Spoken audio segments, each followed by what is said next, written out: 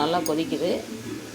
நான் கொஞ்சமாக பெருங்காயத்தூள் சேர்த்துக்கோங்க. பெருங்காயத்தூள் சேர்த்திங்கன்னா லெமன் சாதம் நல்லா வாசனையாக இருக்கும். இந்த பக்கம் சாப்பாடு வச்சுட்டேன். இப்போ ஆற வச்சுட்டு இப்போ சாப்பாடு இப்போ அதை ஆஃப் பண்ணியாச்சு. ஆஃப் பண்ணிவிட்டு நம்ம கிளறிக்கலாம் சாதத்தை எடுத்து.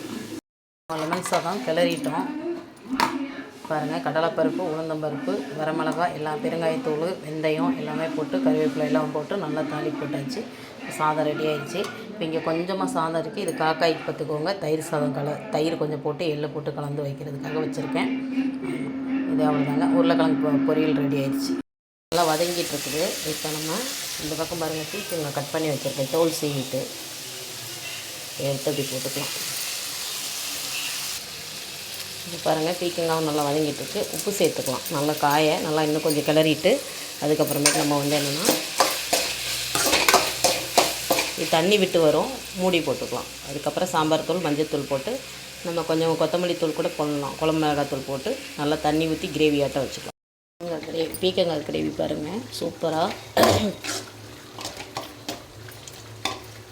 இந்த மாதிரி நல்லா ஆயிடுச்சு. சாதத்துக்கு, சப்பாத்திக்கு, தோசைக்கு உங்களுக்கே தெரியும் சாப்பிட்லான்னு.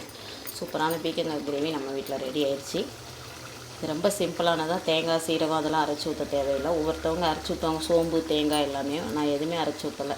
அப்படியே தக்காளி சாதம் மாதிரியே பீக்கங்காய் மட்டும் வதக்கியிருக்கேன், அவ்வளோதான். ரொம்ப டேஸ்ட்டாக இருக்கும்.